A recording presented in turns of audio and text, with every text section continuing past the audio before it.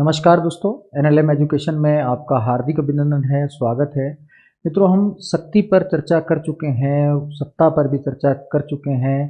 तो मैंने सत्ता में आपको बताया था कि जब शक्ति में वेदता जुड़ जाती है तो वो सत्ता बन जाती है। क्या बन जाती है? सत्ता।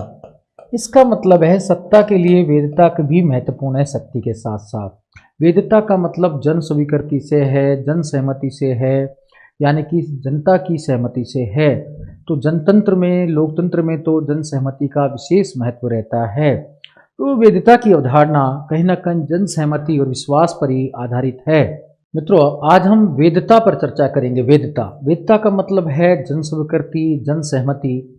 तो वेदता की अवधारणा प्राचीन काल से राजनीति शास्त्र का एक महत्वपूर्ण विषय रही है कि अरस्तु ने भी विधि के शासन में इसी बात पर बल दिया था कि वेदता होनी चाहिए, जन स्वीकृति होनी चाहिए। उन्होंने कहा था विधि के शासन में जन सहमति का विशेष महत्व है। तो उन्होंने बेसिकली कि श्रेष्ठ शासन प्रणाली और निकृष्ट शासन प्रणाली में वर्गीकरण भी किया था, और राजतंत्र को और कुलीन तंत्र को, संवैधानिक तंत्र को श्रेष्ठ शासन प्रणाली बताया था, और बताया था कि इनमें कहीं ना कहीं जन सहमति का भाव रहता है।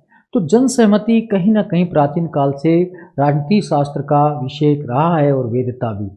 उसके बाद सिसरो ने भी वेदता और जन सहमति पर बल दिया था। उसके बाद थिंकर जे रूसो हुए, और जे रूसो ने भी कहीं ना कहीं सबसे अधिक बल जन सहमति पर दिया। रूसो तो लोकप्रिय प्रभुसत्ता की बात करते हैं और कहते हैं कि वास्तव में सामान्य इच्छा की बात करते हैं। सामान्य इच्छा का मतलब होता है सबकी इच्छा, आदर्श इच्छाओं का योग, त्याग बलिदान वाली इच्छाओं का योग। तो बेसिकली रूसो जैसे थिंकर ने वेदता के महत्व को और अधिक बढ़ा दिया। उसके बाद मैक्स वेबर ने भी वेदता की चर्चा की, और अब आधुनिक युग में अनुभवकीय अध्ययन प्रारंभ हुए। उसमें रॉबर्ट डहल का योगदान भी उल्लेखनीय है। अब हम देखते हैं कि भाई कौन कौन से हैं। तो ये ध्यान रखिए, जे रूसो हैं, जीन जैक्स रूसो, कि बेसिकली स्विट्जरलैंड में इनका जन्म हुआ था, और इन्होंने फिर सामान्य इच्छा की बात की थी। सामान्य इच्छा का मतलब क्या है कि बेसिकली आदर्श इच्छाओं का योग, ऐसी इच्छाओं का योग जो आत्मा से संचालित हों, जो प्रार्थ पर आधारित हों। तो ऐसी इच्छाओं के योग को सामान्य इच्छा का कहा था, और उसी को संप्रभुता का, शासन का आधार बताया था। यानी कि जन कल्याण वाली इच्छाओं का योग ही शासन का आधार होना चाहिए, या जो जनता की इच्छाओं का प्रतिनिधित्व करती हैं। तो रूसो ने कहीं ना कहीं वेदता पर सर्वाधिक बल दिया था। ये मैक्स वेबर महोदय हैं। मैक्स वेबर महोदय भी कहीं ना कहीं वेदता की अवधारणा पर व्यापक चर्चा करते हैं। ये रॉबर्ट डहल महोदय हैं। रॉबर्ट डहल महोदय भी अनुभवकीय अध्ययन आज के संदर्भ में करते हैं। तो ये विद्वान भी आपको थोड़े थोड़े प्रेरित करेंगे आपके जीवन को, वेदता को समझने के लिए। तो आप इनके बारे में भी थोड़ा थोड़ा सा पढ़ना चाहिए कि रूसो बेसिकली किसकी बात करता है। सामाजिक समझौता किताब भी लिखी थी। इन्होंने प्रत्यक्ष लोकतंत्र का समर्थन किया था। अप्रत्यक्ष नहीं, प्रत्यक्ष लोकतंत्र मतलब हर निर्णय में जनता की भागीदारी। तो इन्होंने इतना अधिक वेदता पर ध्यान दिया था। तो आप समझदार हैं। मैक्स वेबर भी वेदता के अनुरूप कार्य करना चाहते हैं। वास्तव में पूंजीवादी थे, उसके बावजूद भी शक्ति की भांति वेदता के 3 प्रकार बताते हैं: परंपरागत वेदता, कानूनी तर्कसंगत वेदता और करिश्माई वेदता। महत्वपूर्ण तो कानूनी तर्कसंगत वेदता को ही मानेंगे। ये रॉबर्ट डहल हैं। रॉबर्ट डहल भी उच्च स्तरीय, निम्न स्तरीय वेदता की बात करते हैं। उच्च स्तरीय वेदता में लोकतांत्रिक उपकरणों का प्रयोग किया जाता है, और निम्न स्तरीय राजनीति में कहते हैं कि अलोकतांत्रिक उपकरणों का प्रयोग किया जाता है, दमन का, सेना का, पुलिस का, की जन सहमति लेने के लिए। तो ये बेस्ट अध्ययन इनके हैं। तो ये बताते भी हैं कि आज किस प्रकार के राज्यों में कहाँ पर जो वेदता है कि कैसे न कैसे ली जाती है। वास्तव में वेदता किसी भी प्रकार की शासन प्रणाली हो, चाहे राजतंत्र हो, चाहे कुलीन तंत्र हो, चाहे वास्तव में निरंकुश तंत्र हो, सब में वेदता का महत्व है। बस वेदता उसमें ज़्यादा रहती है जो लोकतांत्रिक रहता है। वैसे तो फांसीवादी शक्तियों ने भी, चाहे हिटलर हो चाहे मुसोलिनी हो, उन्होंने भी जनता की सहमति लेने का, वेदता लेने का प्रयास किया था। लेकिन उनके उपकरण कहीं ना कहीं छल कपट, झूठ, प्रपंच, प्रचार के थे। तो उन्होंने प्रचार का सहारा लिया, झूठ का सहारा लिया, कहीं ना कहीं विचारधाराओं को तोड़ मरोड़ कर प्रस्तुत किया। ये सब उपकरण उन्होंने कहीं ना कहीं जो यूज किए, तो बेसिकली वो वेदता प्राप्त करने के लिए थे। हिटलर ने कहा था 100 बार भी झूठ बोलो तो वो सच बन जाता है। तो ये सब उपकरण उन्होंने यूज किए थे, वो बेसिकली वेदता प्राप्ति के लिए किए थे। इसलिए वेदता का महत्व सभी प्रकार की शासन प्रणालियों में होता है, लेकिन सर्वाधिक महत्व लोकतंत्र में होता है। तो मित्रों, ये आपको ध्यान में रखना चाहिए। तो मित्रों यहाँ मैं बता देता हूँ आपको थोड़ा थोड़ा सा एक बार फिर सार्वभौमिक बताने के प्रयास करता हूँ कि वेदता की अवधारणा जो है प्राचीन काल से कहीं ना कहीं राजनीति शास्त्र का विषय रही है। अगर प्राचीन काल से देखें तो बेसिकली अरस्तु भी अपने विधि के शासन में वेदता की बात करता है और उसने शासनों का जो वर्गीकरण किया था, संविधानों का वर्गीकरण किया था, तो संविधानों के वर्गीकरण में दो भागों में बांटा था, श्रेष्ठ शासन प्रणालियां और निकृष्ट शासन प्रणालियां। श्रेष्ठ शासन प्रणालियों में उन्होंने राजतंत्र, कुलीन तंत्र और संवैधानिक तंत्र को लिया था और उसमें जन सहमति और लोकतंत्र को महत्वपूर्ण माना था, कहीं ना कहीं वेदता को महत्वपूर्ण माना था। अरस्तु के बाद सिसरो भी जन सहमति और वेदता को महत्वपूर्ण मानते हैं, तो सिसरो भी इसमें महत्वपूर्ण है। फिर मार्सिलिया पाडुआ भी कहीं ना कहीं जन सहमति की बात करते हैं, मध्ययुगीन विचारक, तो उन्होंने भी कहीं ना कहीं पाडुआ ने भी जन सहमति पर बल दिया। इसके बाद आधुनिक युग में आते हैं तो मैक्स वेबर भी वेदता पर पर्याप्त चर्चा करते हैं और शक्ति की भांति वेदता के 3 प्रकार बताते हैं कि बेसिकली परंपरागत वेदता, कानूनी तर्कसंगत वेदता और करिश्माई वेदता। फिर आधुनिक युग में रॉबर्ट डेल जैसे विद्वानों ने वेदता का अध्ययन किया और उन्होंने उच्च स्तरीय, निम्न स्तरीय वेदता की बात की। तो बेसिकली हर जगह विद्वानों का एक क्रम है, क्रम में सारे ही चीज़ों का निहित है। तो वेदता आज भी लोकतंत्र में अनिवार्य है। आज जो भी चुनाव होते हैं, जो भी प्रक्रियाएं अपनाई जाती हैं, सबका उद्देश्य वेदता की प्राप्ति रहती है। सरकार कोई भी नीति कार्यक्रम लाती है, बार बार मीडिया के सामने अपने प्रत्यक्ष तर्क देती है, सब कहीं ना कहीं है जन सहमति। सरकार चाहे नोटबंदी करे, चाहे वास्तव में जीएसटी लाए, उसको बार बार प्रचारित करती है। यहाँ तक कि कोई संसद में विधेयक भी रखा जाता तो पूछते हैं पहले जनता की भावनाओं को जाना जाएगा, तो उसका मेन उद्देश्य वेदता ही प्राप्त करना होता है। बजट भी प्रस्तुत करते हैं उससे पहले आम जनता की राय, इसका भी उद्देश्य वेदता ही रहता है। तो आज तो वैसे भी सहभागी लोकतंत्र है, सहभागी लोकतंत्र में तो वेदता का महत्व और अधिक बढ़ गया है। आज नए नए उपकरण भी कहीं ना कहीं वेदता प्राप्ति के आ रहे, सूचना का अधिकार और अपना सहभागिता का अधिकार, ऐसे जो अधिकार हैं, सर्विस गारंटी का अधिकार, ये सारे अधिकार कहीं ना कहीं की वेदता जो शासन की है वो बढ़ा देते हैं। जब इस प्रकार के अधिकार रहते हैं तो ऐसे अधिकारों से युक्त शासन प्रणाली में वेदता अधिक रहती है, और जिस शासन प्रणाली में वेदता अधिक रहती है, जन समर्थन रहता है, तो सरकार ज़्यादा लंबे समय तक काम करती है, स्थिर सरकार होती है, और ऐसा राज्य भी फिर शक्तिशाली रहता है क्योंकि उसमें फिर मनोवैज्ञानिक एकता रहती है। मनोवैज्ञानिक एकता रहती है तो राष्ट्र निर्माण रहेगा, राष्ट्र निर्माण रहेगा तो ऐसा राष्ट्र महाशक्ति बनता है। तो ये बातें आपको ध्यान रखनी है। तो मित्रों, अब हम पीपीटी किट के माध्यम से धीरे धीरे एक एक चीज़ को उठाते हैं और समझने की चेष्टा करते हैं कि वेदता में हम क्रमानुसार क्या क्या पढ़ेंगे। सबसे पहले तो वेदता की बारे में जो भूमिका को देखेंगे नंबर 1 पर, फिर इसके विकास कैसे कैसे हुआ, इतिहास से लेकर वर्तमान, वो देखेंगे। फिर इसकी परिभाषाएं हम सुनने का प्रयास करेंगे, फिर विशेषताएं सुनने का प्रयास करेंगे, फिर वेदता के प्रकार देखेंगे, फिर वेदता वृद्धि के उपाय, फिर वेदता के संकट की अवधारणा जो यूजेन हेबरमास ने दी थी, नव मार्क्सवादी थे, तो बेसिकली उनके बारे में भी ध्यान रखेंगे। फिर अरस्तु के संविधानों का वर्गीकरण और वेदता, ये भी देखेंगे। फिर लोकतंत्र में वेदता का महत्व, तो ये भी देखेंगे। तो ये सारी चीज़ें हमें देखनी है। तो आज किस तरीके से पूरा ध्यान से देखना है कि एक एक टॉपिक को हम क्रमानुसार करें और क्वेश्चन को हल करें। तो चलते हैं, पहले वेदता की भूमिका पर देखते हैं कि वेदता क्या है। तो देखो मित्रों, जो लेजिटमेसी शब्द की उत्पत्ति लैटिन भाषा के लेजिटमस से हुई है, जिसका अर्थ है जनता की सहमति। क्या है? जनता की सहमति। वस्तुतः सत्ता के निर्माण में वेदता की महत्वपूर्ण भूमिका होती है। जब शक्ति में वेदता जुड़ जाती है तो वो सत्ता बन जाती है। इसका मतलब है शक्ति को क्रियान्वित करने के लिए वेदता जरूरी है। सत्ता का आधार ही वेदता है, तो बिना सत्ता के तो फिर वो शक्ति रहेगी, वेदता के तो सत्ता क्या रहेगी? शक्ति। तो सिंपल है कि शासन का आधार और सत्ता का आधार क्या है? वेदता। तो प्राचीन काल से ही मैंने कहा कहीं ना कहीं वेदता की अवधारणा चलती आ रही है। अरस्तु ने विधि के शासन में बल दिया, फिर सिसरो ने जनसहमति पर बल दिया, वुड्रो विल्सन ने भी के बाद बेसिकली उसके बाद मार्सिलिया पाडुआ जी ने भी जनसहमति की बात की, और उसके बाद आते हैं तो रूसो, जे रूसो सामान्य इच्छा की बात करते हैं। उनकी सामान्य इच्छा की अवधारणा क्या है? वो कहते हैं कि ये सामान्य इच्छा आदर्श इच्छाओं का योग है। आदर्श इच्छा क्या है? कि बेसिकली जो आदर्श इच्छाएं हैं वो वो परमार्थ पर आधारित इच्छा है, जिसमें दूसरे का कल्याण निहित रहता है, तो कहते हैं यही सामान्य इच्छा शासन का आधार बनेगी। क्या बनेगी? शासन का आधार। देखो मित्रों, रूसो ने कहा था मानव में दो प्रकार की इच्छाएं रहती हैं, एक आदर्श इच्छा, एक यथार्थ इच्छा। रूसो कहते हैं जो यथार्थ इच्छा है वो तो स्वार्थ पर आधारित है,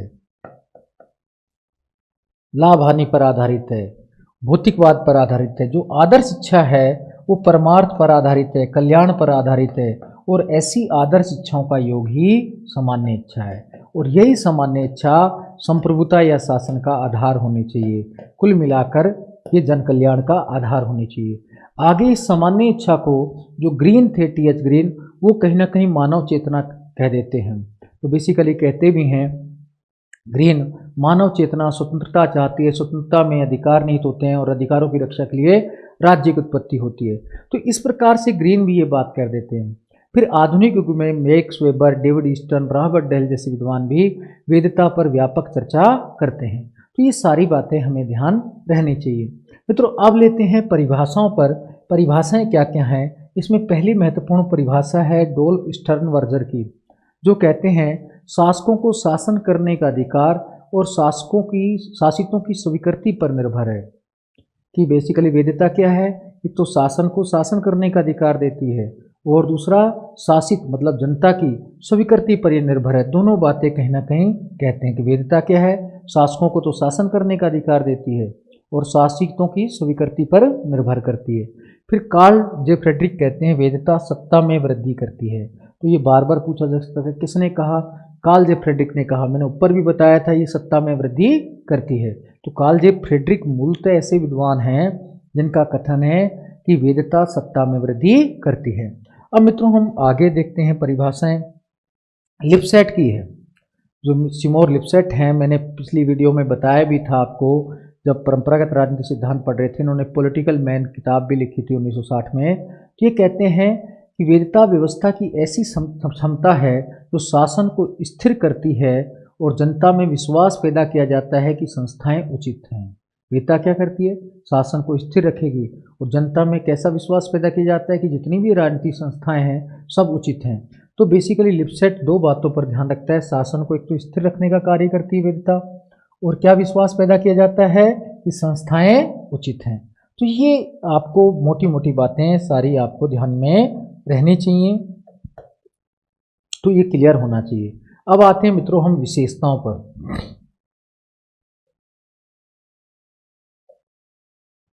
अब विशेषताओं पर आते हैं। तो विशेषताओं पर आपको ध्यान में रखना है कि विशेषताएं जो हैं वो हमें पता रहनी चाहिए कि विशेषताएं क्या क्या हैं।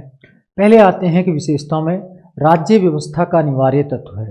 राज्य व्यवस्था का अनिवार्य तत्व क्या? वेदता। भाई जो भी सिस्टम है देश के अंदर, राजनीतिक व्यवस्था चल रही है, वो वेदता पर निर्भर है। चाहे कोई भी सरकार हो, किसी प्रकार की शासन प्रणाली हो, उसमें वेदता जरूरी है। अगर जनता की सहमति नहीं है तो वो कुछ दिनों की मेहमान मात्र है, चाहे राजतंत्र हो चाहे निरंकुश तंत्र हो। इसलिए चाहे राजतंत्र हो निरंकुश तंत्र हो, उसमें वेदता प्राप्ति के लिए विभिन्न उपकरण किए जाते हैं। जैसे मैंने कहा फांसीवाद में चाहे हिटलर थे चाहे मुसोलिनी थे, उन्होंने प्रचार का सहारा लिया, कहीं ना कहीं झूठ बोलने का भी सहारा लिया, संस्कृति का भी सहारा लिया, आदर्शवाद का भी सहारा लिया। तो उनके जितने भी उपकरण ये अपनाए थे, उनका मेन उद्देश्य यही था कि जनता की सहमति प्राप्त हो जाए। फिर उन्हें रोजगार का आश्वासन दिया कि सबको रोटी कपड़ा मकान दिया जाएगा। तो ये सारी बातें उन्होंने क्यों यूज की? कि ताकि जनता उनको वेद मान ले, स्वीकार कर ले। उन्होंने जो भी उपकरण अपनाए कहीं ना कहीं अपनी शासन को वेदता प्राप्त करने के लिए। साम्यवादी शासन है तो वहाँ भी विचारधारा का उपयोग वेदता प्राप्ति के लिए किया जाता है। तो इस प्रकार से देखते हैं सभी शासन व्यवस्थाओं में वेदता का महत्व है, लेकिन लोकतंत्र में विशेष महत्व रहता है, क्योंकि लोकतंत्र में जनसहमति अनिवार्य होती है और वो कहीं ना कहीं आदर्श इच्छा पर भी आधारित होती है। यानी कि बिल्कुल लोकतांत्रिक तरीके से लिया जाता है, सकारात्मक तरीके से इच्छा ली जाती है। तो कोई भी राज्य बिना वेदता के ज़्यादा समय तक नहीं टिक सकता शासन व्यवस्था, ये आपको ध्यान रखना है। दूसरा है कि जो वेदता की अवधारणाएं मनोवैज्ञानिक तत्व है, ये कोई शारीरिक तत्व नहीं है कि वेदता है या नहीं है। यानी कि वेदता का मतलब हम उसका समर्थन करते हैं। समर्थन कहाँ से होगा? विश्वास से। तो ये विश्वास पर आधारित है। तीसरा, वैधता एक नैतिक अवधारणा है, मानकीय आवश्यकता है, क्योंकि नैतिकता के बिना काम नहीं चल सकता। तो ये ध्यान, इसका मतलब वैधता परंपरागत दृष्टिकोण से संबंधित अवधारणा है। फिर क्या है, सत्ता का आधार है। मैंने बताया कि जब शक्ति में वैधता मिल जाती तभी सत्ता बनती है, तो सत्ता का आधार है। तो ये तो आपको ध्यान में रखना है कि शक्ति प्लस वैधता इक्वल टू क्या है, सत्ता होती है। इसका तो आधार है। फिर ये सामाजिक स्वीकृति या जन स्वीकृति पर निर्भर है। तो वैधता किस पर निर्भर करती है, सामाजिक स्वीकृति पर, आम समाज की स्वीकृति पर निर्भर करती है, शासक की सहमति पर नहीं, जनता की सहमति पर। इसलिए शासक विभिन्न प्रकार के उपकरण यूज करते हैं सहमति लेने के लिए। लोकतंत्र में तो बार बार चुनाव कराए जाते हैं, विभिन्न प्रकार के अधिकार कराए जाते हैं, जनता के विरोध को सहन करने के लिए सभाओं का आयोजन किया जाता है, हर जगह अनुनय विनिमय किया जाता है, जनता को विभिन्न प्रकार के अवसर दिए जाते हैं, को सरकार की शिकायत कर सकें। हमारे यहाँ लोकतंत्र में तो अनुच्छेद 19 में साफ साफ सरकार की आलोचना तक करने का अधिकार दिया गया है, ताकि जहाँ भी कमी दिखाई दे वो आलोचना कर सकें, तो और जहाँ गुण दिखाई दे उसकी प्रशंसा कर सकें। तो ये सारे अधिकार कहीं ना कहीं सामाजिक स्वीकृति, जन स्वीकृति के लिए ही हैं। तो ये आपको ध्यान में रखना है। अब वैधता के स्रोत क्या क्या हैं ये भी पता रहना चाहिए। वैधता का स्रोत पहला तो परंपरा है, कि मैंने कहा था परंपरा की नीति, रीति रिवाज, परंपराएं कहीं ना कहीं हमारी वैधता को बनाए रखती हैं। जैसे संविधान में भी कहीं ना कहीं परंपराओं का समावेश रहता है।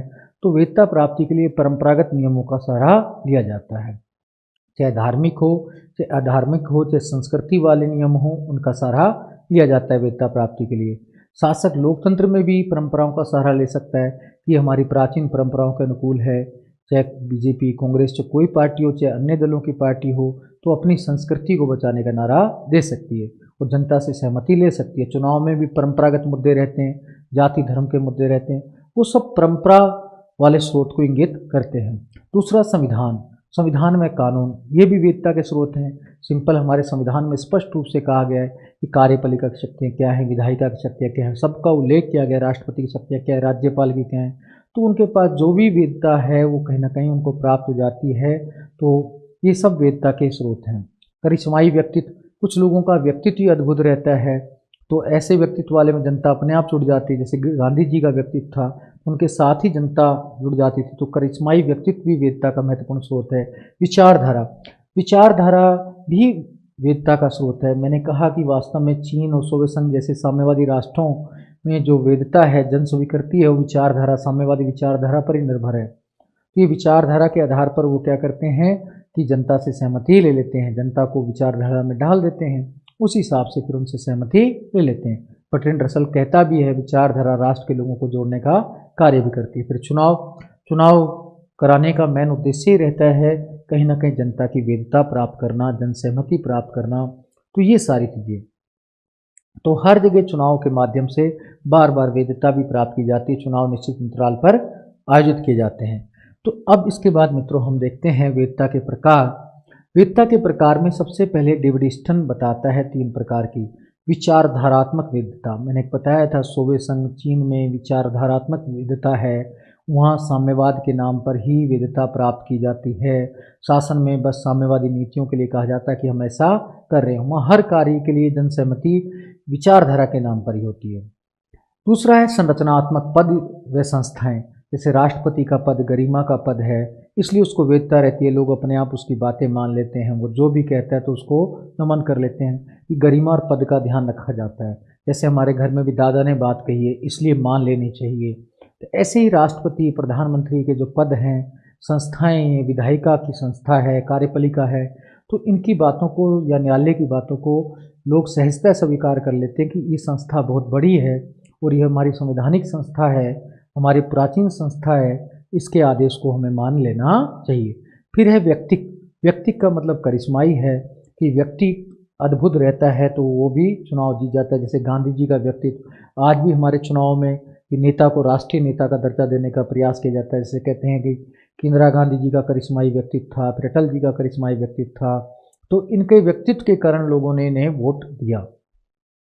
लोगों को बेसिकली आम जनता से चुनाव जीतने का कारण था कि इनका करिश्माई व्यक्तित्व, इंदिरा गांधी जी का भी करिश्माई था और उसके बाद अटल जी का भी करिश्माई व्यक्तित्व बोलते हैं कि इस कारण से लोगों ने उन्हें वोट प्रदान किया कि वो जो भी बातें करते थे बड़े व्यक्तित्व अद्भुत था, लोग उनमें आस्था रखते थे और उनके साथ तुरंत जुड़ जाते थे।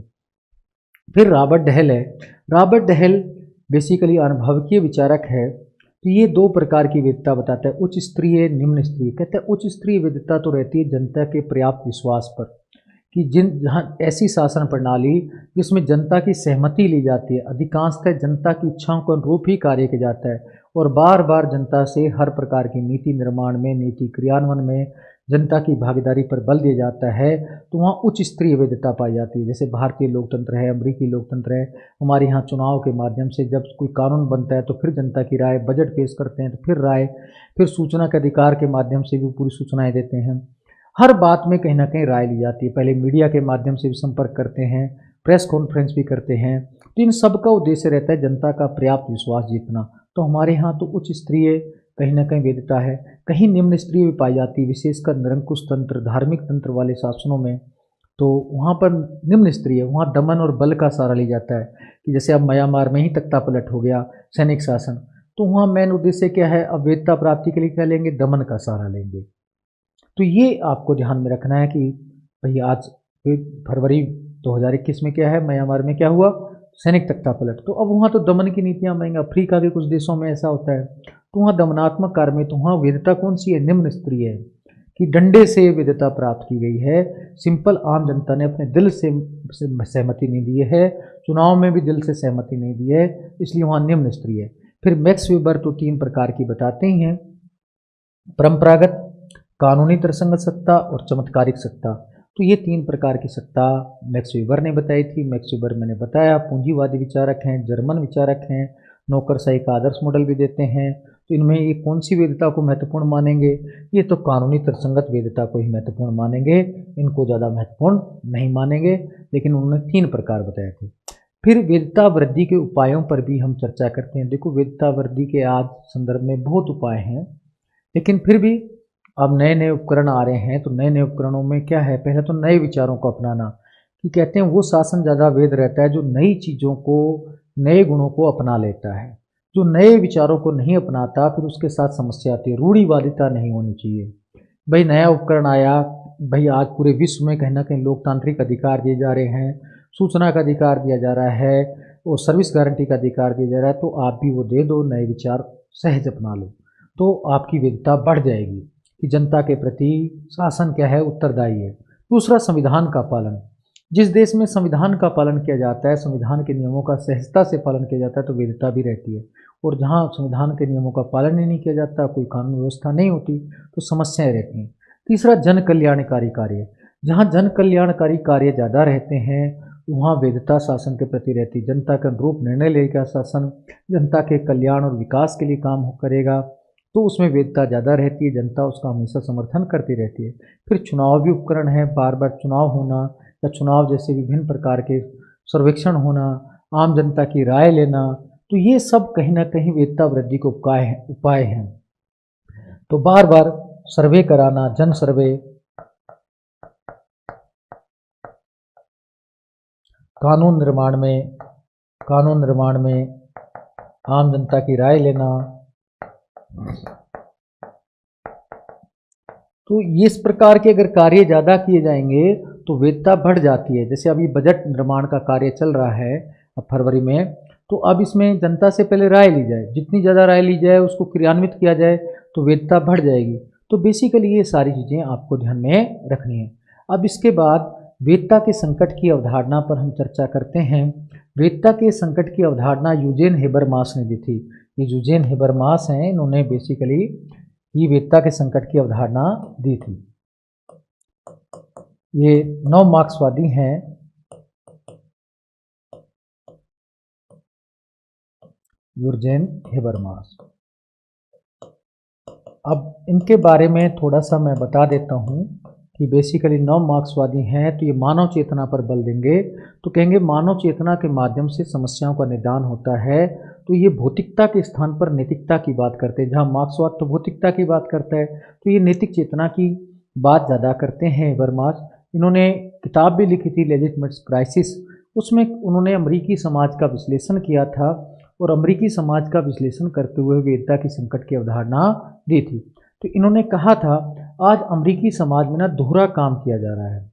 एक तरफ कल्याण की नीतियां अपनाई जा रही हैं, तो दूसरी तरफ बाजारवाद पूंजीवाद की मांग और पूर्ति में संतुलन की नीति अपनाई जा रही है। एक तरफ प्रतियोगिता की बात कर रहे हैं, बाजारवाद मांग पूर्ति के आधार पर निर्णय होंगे, दूसरी तरफ कल्याण का। तो इसलिए कहते हैं जब कल्याण की नीति लागू होती है तो बाजारवाद वाले प्रतियोगी समाज वाले उसका विरोध कर देते हैं, और जब कोई बाजारवाद या पूंजीवादी नीति लागू होती है तो कल्याण वाले विरोध कर लेते हैं। तो किसी भी नीति को पूर्ण जन सहमति नहीं मिलती है, इसलिए वहाँ वेदता के संकट की स्थिति उत्पन्न हो गई है। भाई वहाँ विरोधाभास है, आधे लोग ये चाहते हैं आधे लोग ये चाहते हैं, इसलिए वहाँ सरकार भी ऐसी आदिवादी नीतियाँ अपनाती है, तो किसी भी नीति को पूर्ण सहमति नहीं मिलती है, इसलिए वहाँ वेदता के संकट की स्थिति उत्पन्न हो गई है। ऐसा बेसिकली यूर्जेन हेबरमास कहते हैं। तो आपके सामने आए वेदता के संकट की संकल्पना किसने दी थी? नव मार्क्सवादी यूर्जेन हेबरमास ने दी थी। हम आगे इसका और हेबरमास जी के बारे में भी डिटेल में बताएंगे, आपकी कुछ क्लासें आगे लेंगे, आप तनाव ना लीजिए, लेकिन इन सब को आपको वेदता में ध्यान में रखना है। अब हम चलते हैं इसके वस्तुनिष्ठ प्रश्न करने। तो वस्तुनिष्ठ प्रश्नों में तो आप बड़े इंटेलिजेंट हैं, जहाँ तक मैं मानता हूँ आप तुरंत बता देंगे कौन सा है कौन सा नहीं है। तो इसमें देखते हैं आप बता पाते हैं कि नहीं, क्योंकि आपने अभी पढ़ा है, डेविड ह्यूस्टन पढ़ा है। डेविड ह्यूस्टन के बारे में तो आपने बहुत ही ज़्यादा पढ़ा है, व्यवहारवाद का जनक भी पढ़ा, उत्तर व्यवहारवाद का जनक भी पढ़ा, फिर उसका व्यवस्था सिद्धांत भी पढ़ा, और डेविड ह्यूस्टन ने देखो वेदता के प्रकार भी बता दिए। तो डेविड ह्यूस्टन को छोटा मोटा थिंकर तो था नहीं, तो डेविड ह्यूस्टन ने वेदता का प्रकार नहीं बताया। तो वेदता के डेविड ह्यूस्टन ने 3 प्रकार बताए थे, विचारधारात्मक, संरचनात्मक और व्यक्ति करिश्माई। तो उन्होंने परंपरागत नहीं बताया, तो इसका आंसर परंपरागत हो जाएगा। तो इसमें तो आपको कोई समस्या लेनी नहीं है। अब हम दूसरे क्वेश्चन पर आते हैं। निम्न विद्वान वेदता के उच्च स्तरीय व निम्न स्तरीय रूप बताता है। भाई किस विद्वान ने वेदता के उच्च स्तरीय व निम्न स्तरीय रूप बताए? उच्च स्तरीय का मतलब जनता में पर्याप्त विश्वास होना, निम्न स्तरीय का मतलब बल दमन का प्रयोग करके वेदता प्राप्त करना। ये रूप बताए थे किसने? रॉबर्ट डेल ने। डेविड ह्यूस्टन, मैक्स वेबर ने नहीं बताया। आपके सामने ऑप्शन क्या है? David Huston, Max Weber, Robert Dahl, Lipset. इसमें सही कौन सा है? रॉबर्ट डेल है। तो ये आपको ध्यान में रखना है। इसके बाद हम अगला क्वेश्चन देखते हैं। मैक्स वेबर ने वेदता का प्रकार नहीं बताया। ऑप्शन है, विकल्प हैं, परंपरागत, कानूनी तर्कसंगत, करिश्माई और संरचनात्मक। तो संरचनात्मक नहीं बताया, डेविड ह्यूस्टन ने बताया था, तो इसका आंसर ये द हो जाएगा। तो ये आपको ध्यान रखना है। तो आपको ध्यान है मैक्स वेबर ने 3 ही बताए थे, वो तो सत्ता के भी 3 प्रकार यही बताते हैं, परंपरागत, कानूनी तर्कसंगत और करिश्माई। तो ये आपको सब पता रहना चाहिए। तो इसका आंसर संरचनात्मक। अब नंबर 4 पर आते हैं। वेदता के बारे में सही कथन नहीं है। तो कोई वेदता विश्वास पर आधारित है, बिल्कुल सही है। नैतिकता पर आधारित है, सही है। सत्ता का आधार है, ये भी सही है। शक्ति का आधार है, शक्ति का आधार नहीं है, सत्ता का तो आधार है। तो इसमें ये क्वेश्चन थोड़ा सा अटपटा सा लगता है कि इसमें आपको विशेषताएं ध्यान रहनी चाहिए। सत्ता का तो आधार है लेकिन शक्ति का आधार नहीं, तो ये आपको ध्यान रखना है। इसके बाद हम आगे देखते हैं। वेदता का स्रोत नहीं है, परंपरा, विचारधारा, संविधान, दमन। तो कोई वेदता के स्रोत मैंने कहा लोकतांत्रिक होंगे, लोकतांत्रिक तो होंगे। दमन तो क्या है? अलोकतांत्रिक है। बल का प्रयोग करना, दमन का प्रयोग करना, दमन का मतलब बल से है। तो इसका आंसर ये हो जाएगा। तो मित्रों ये आपने शक्ति, सत्ता, वेदता तीनों टॉपिक पढ़ लिए हैं। अब हम नेक्स्ट वीडियो में आपसे मिलेंगे और कुछ अच्छा अगला टॉपिक लेके आएंगे। मेरे हिसाब से न्याय जैसा टॉपिक लाना चाहिए। धन्यवाद, नमस्कार।